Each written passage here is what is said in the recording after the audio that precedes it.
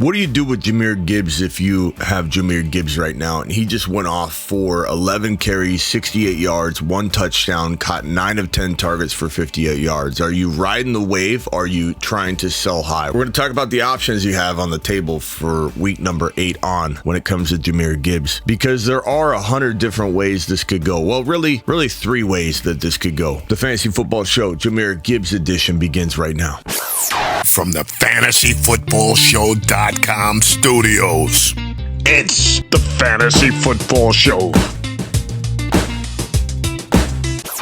This could go, I said 100, but 3 different ways, really. Number 1, Monty comes back when he can come back. That could be this coming game in week number 8, or they could wait until after the bye week in week 9. But he could come back and take over all the work again, and Jahmyr Gibbs be misused going forward. That is option 1, and it's certainly possible. I know we don't want to admit that it is possible, but it is possible. The question is, am I panicked enough? Am I a panic Peter enough to go trade him away on the high, which won't be as high as you think, because people will say, I'm not an idiot, Monty could come back. But you will be able to sell them relatively high. Am I going to be that panic Peter? I don't think so, because there are 2 other ways this could go, and these other 2 kind of go hand in hand. Option 2 is really the course of option 1 that unravels on the Detroit Lions, because they will break Monty. If they continue to feed Monty the way they have, they will break him. They've already broke him twice. And that quad injury that looked like a torn knee and ACL that looked really bad, they rushed him back from that injury about a week early. If you remember, that was Monty's career carry game. They literally gave him career carries, his biggest game ever, coming off of an injury, which makes no sense, because Dan Campbell will say things like this right here, where he goes, this is before the week 7 explosion you see right here, where Jahmyr Gibbs scored 27.6 fantasy points in PPR. Before that game kicked off, Campbell said, I'd like to say we'd be careful with him talking about Gibbs, but the reality is we need him.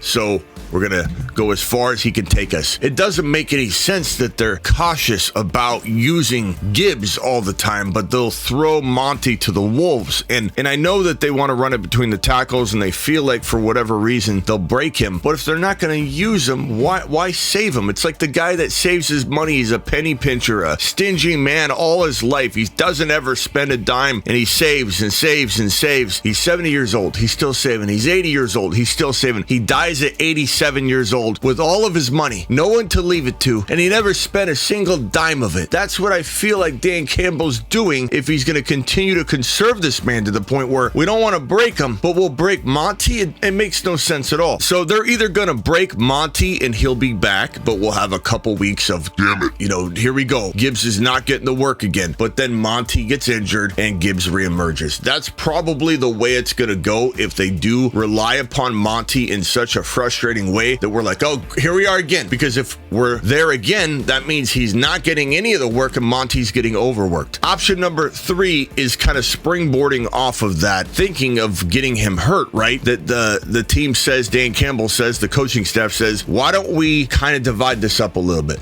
Why don't we do a little Mostert to Anan action? Why don't we give this man the ability to run the ball in a fashion that allows him to do this right here? 11 carries and 9 catches. He can do that with Monty running the ball 20 times between the tackles. And so if you're a smart person, and I don't know that Dan Campbell is at this point. I know he's a good coach in many ways. He's a motivating guy, but some of these decisions don't make sense. This is not a lot of work. This is the amount of work that Anan would get. And if you haven't seen the similarities between Anan and Gibbs yet, you aren't paying attention, because they are almost cut from the same cloth. This is a player in Gibbs that has acceleration and cutting ability and metrics that are off the chart. He can make players miss. He could lead the league in broken tackles. He has that ability, and he only needs 10, 11, 12 carries mixed with about 5, 6, 7 receptions. He got 9 receptions for 58 yards in this game, but in a productive offense, moving the football down the field with Monty doing very, very good work between the tackles, running the ball 18 to 20 times between the tackles, getting 100 yards and a touchdown every single game. Monty would open up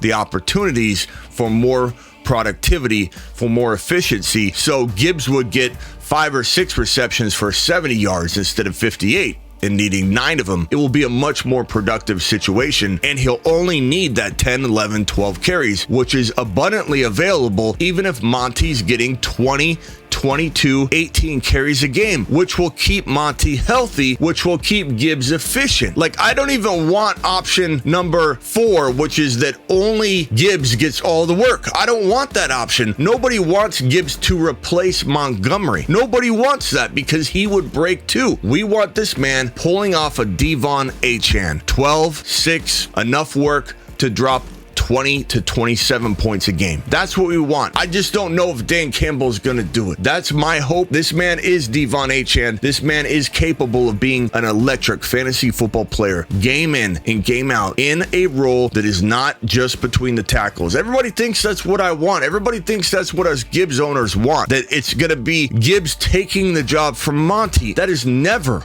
what we wanted in the offseason. And I've been wrong up to this point, but I don't think I've been wrong in theory. It sucks being wrong when you're right. And I know for a fact I was right because we're seeing it with Achane. We're seeing it with Gibbs getting 11 carries. His role should be irrelevant to Monty's. And I should take a lap for thinking this wasn't going to be affected. I said in the offseason that Monty's workload had nothing to do with Jahmyr Gibbs' workload. They were completely separate. His role was what we've been seeing out of Achane, with Mostert up the middle. That's what I predicted. I was wrong. They didn't do that. They haven't deployed it that way, but that's the way it should have been deployed. And I know I'm right in that if he gets into that Achane role, which is really just this volume, because this is not Monty volume, he would and will explode. I can't advise you whether to hang on to him, sell high while you can, or ride the wave out, or just get rid of them altogether, even if someone's not paying top dollar. I can't really tell you to go down this road with me. We can hold hands, sing Kumbaya, and walk off a cliff together if Dan Campbell decides to screw every one of us, and that's certainly one of the outcomes that could be waiting for us. But I do know that I'm going to, in most cases, unless the right offer comes along, and I've got so many shares of Gibbs, I do advise you diversify where you can, when you can. If I only had one share of Gibbs, I probably would hold hands, Kumbaya, walk as far as we can, close our eyes, grimace, and hope that there's land in front of us and we don't go falling off a cliff. But for the most part, in a vacuum, I'm not selling him off expecting this to end. I am hopeful that they see the value in this man. I'm also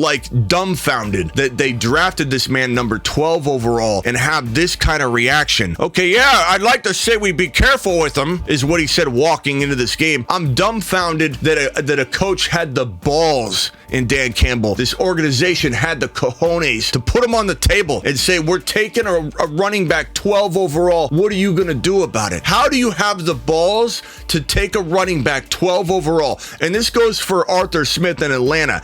How do you have the cojones to take Bijan inside the top 10, to take Gibbs at number 12, to get all the ridicule and finger pointing and, oh my God, what are you doing? Running backs don't go that high. To have that kind of insight, that foresight, that freaking confidence, and then not use them. It makes no sense. Even in hindsight, this doesn't make sense. I know a lot of people say, oh, he hated Swift. They hated Swift in Detroit, period, and they're going to do the same thing to Gibbs. And a lot of people did say that, and those people ended up being right thus far. But it's still, there was no logic to it because this was their choice to go out on a limb and take him 12 overall. None of that painted a picture that they were going to hate him similar to the way they hated DeAndre Swift. It just, even in hindsight, it still doesn't make sense to me. I'm telling you that right now. But hopefully things will change. Jahmyr Gibbs hopefully goes to the moon and we're all celebrating. Even if there's a week or two delay in it, let's say Monty comes back, and I don't know how the hell it's going to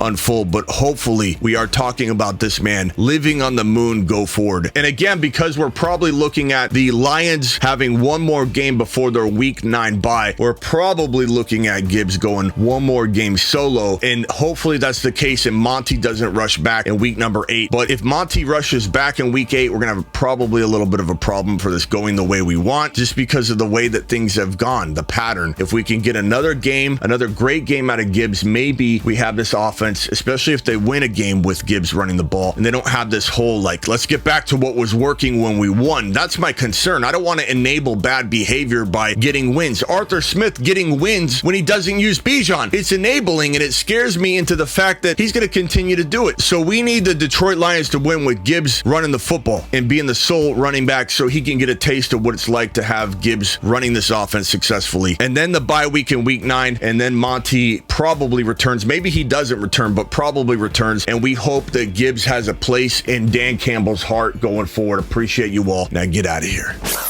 From the FantasyFootballShow.com studios, it's the Fantasy Football Show.